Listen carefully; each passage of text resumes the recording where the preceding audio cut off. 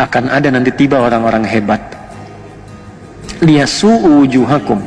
Orang hebat ini akan ada 3 periode, 3 fase. 1, golongan-golongan hamba Allah yang mempermalukan mereka untuk memberikan kesan kepada dunia, ini nggak sehebat seperti yang kita kira kok. Teknologinya paling canggih, intelijennya, strateginya, penyadapannya gitu kan, sehingga propaganda yang dibuat keluar itu seperti yang tadi saya sampaikan, propaganda keluar tuh begitu, selalu menampakkan nggak ada apa-apa, kita yang paling hebat nih, kecil kok, cuma ormas kecil gini ya, dibanjirin aja selesai gitu kan. Tapi kan nggak selesai-selesai. Sayangnya beberapa orang terpengaruh dengan itu ya, nggak ngaji. Akan ditemukan, kata Allah, satu golongan hamba akan muncul. Hamba-hamba ini begitu terlatih untuk menunjukkan kepada dunia, mempermalukan wajah mereka di dunia. Oh, ternyata yang selama ini kelihatan seperti hebat, gak hebat-hebat juga. Random habis juga, kena juga. Ya, biayanya sama biaya yang kecil-kecil.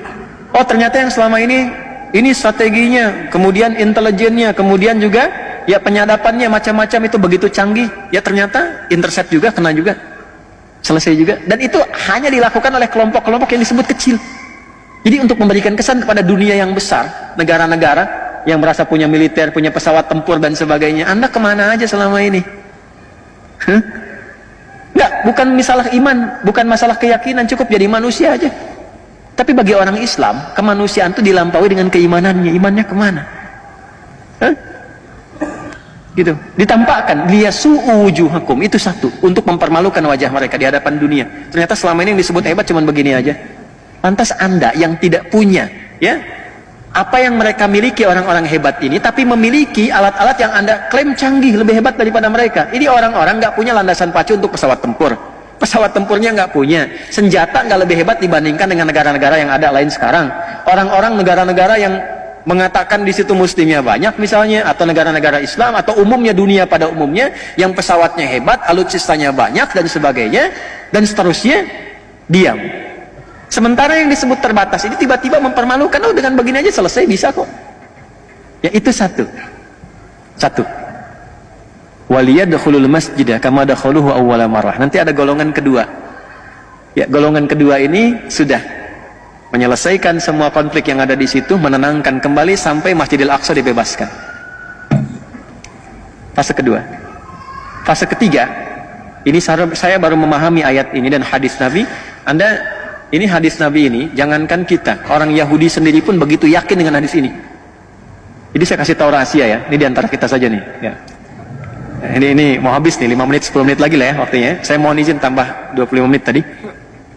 Gak apa-apa ya, 15 menit tadi tambah. Ya sini. Jadi Yahudi itu yang nggak diterima, yang nggak mereka terima, Nabi Muhammad sebagai Nabi. Tuntunannya masih diterima. Yang nggak diterima itu cuman kenapa Nabinya Muhammad gitu. Itu aja. Kalau nabinya bukan Muhammad, dari jawab mereka akan diterima. Tapi tuntunannya diterima. Makanya oleh mereka Quran diriset. Makanya oleh mereka hadis diriset. Dan mereka yakin dengan itu. Salah satu yang diyakini apa? Nabi kan pernah menyampaikan di puncak nanti bagian ketiga itu, fase ketiga, ya, waliyutabbiru ma'alau tadbira, menghabiskan semua tanpa kecuali, habis, selesai. Allah menyampaikan demikian. Ya, ada mereka berlindung di pohon-pohon yang diberi nama dengan korkot. Korkot itu yang mengatakan nanti Yahudi ada di sini, Yahudi ada di sini. Pernah dengar hadisnya? Itu saking yakinnya dibanyakin ditanam pohon korkot sekarang. Saya pernah ke Amerika Desember yang lalu saya mampir ke Washington DC. Nanti kalau ada rezeki main ke Amerika, ke sana ya, ke DC. Washington maksudnya, lampu merah sana dikit tuh. Itu ada Masjid Indonesia wakaf di zaman Pak SBY dulu ya.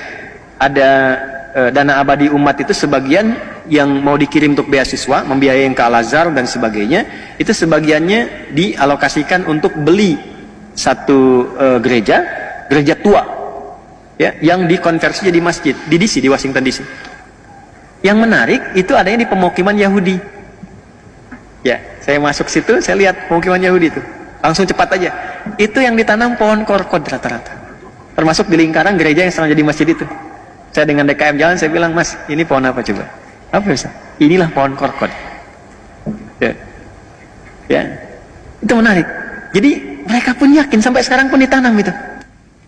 Dan Anda kalau baca tekstual saja, secara tekstual, Anda akan menyimpulkan, oh ini hadisnya ekstrim nih, masa dihabisin sampai ke pohon, pohonnya bilang bunuh.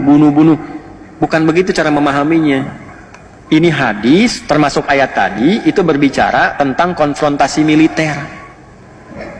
Dan problemnya apa? Saya baru paham sekarang, memahami ayat dan hadis itu. Ternyata di muka bumi ini, ya, ada beberapa kurang lebih yang mungkin sampai 6 negara lah, ya, yang di dalam konteks kenegaraannya itu sifat-sifat perlindungan militernya melibatkan sampai ke rakyatnya, ke masyarakatnya, termasuk di Indonesia.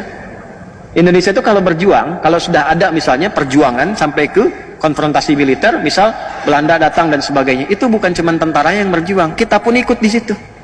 Makanya pesantren keluarkan resolusi jihad dan sebagainya, semua angkat senjata bawa gitu. Nah, di dunia ini sekarang ada 6, yang paling aktif itu 2, Indonesia dengan IDF yang Israel sekarang. Jadi waktu kejadian kemarin itu pembuktian hadisnya. Makanya saya katakan belajar, lihat tuh. Bukan ingin belajar Hamas, ini bukan. Coba peristiwa itu cek kembali, mengkonfirmasi benar nggak yang di Quran, benar nggak yang di hadis. Itu kan masyarakat dikasih senjata, teman-teman. Masyarakat dikasih senjata, di video banyak di YouTube, cek. Ada masyarakat Palestina konfrontasi dengan masyarakat yang di sana, yang di wilayah Zionis disebut Israel itu. Itu rakyat biasa, masyarakat sipil bawa senjata, ditembak tuh orang Palestinanya, selesai. Yang polisinya diam-diam aja begini, dibiarin kena. Jadi rakyatnya dikasih senjata. Nanti pada periode ketiga, setelah periode kedua itu Masjidil Aqsa bebas, periode ketiganya ada konfrontasi luas semua. Semua masyarakat Yahudi yang ada pada masa itu diberikan senjata dan berlindungnya di balik pohon korkot.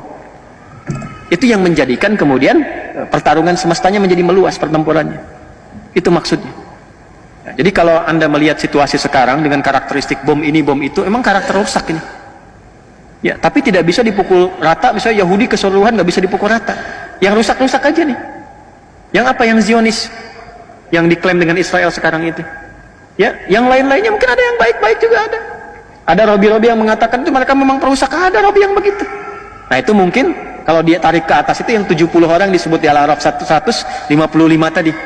Generasinya itu tuh. Tapi tinggal sedikit. Tapi ujungnya kan kalau nggak beriman sama aja kufur. Tapi setidaknya membawa sifat kemanusiaan yang jelas. Tapi pada umumnya yang rusak lebih banyak. Ya. Kalau mendiamkan sesuatu yang rusak kan sama rusak juga. Ya kan? Jelas ya?